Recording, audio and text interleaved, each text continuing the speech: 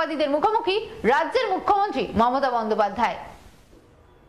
কিন্তু তারপরে আমাদেরও সরকারি পক্ষ থেকে প্রেস মিডিয়াকে কানেক্ট করা আছে, আপনারা সবাই জানেন।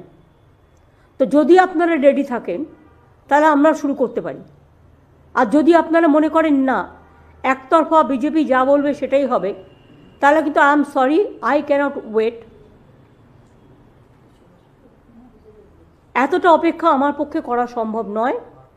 আপনারা সবাই জানেন আমার ফিভার আছে, তা সত্ত্বেও আমি এতক্ষণ ঠান্ডাতে বসেছিলাম, বাজেট পুরো বাজেট শুনেছি,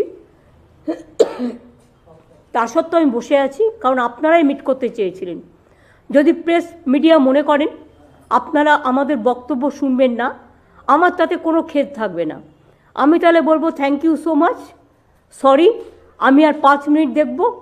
5 মিনিটের মধ্যে যদি আপনারা আমাদের অ্যালাউ করেন আমরা করব।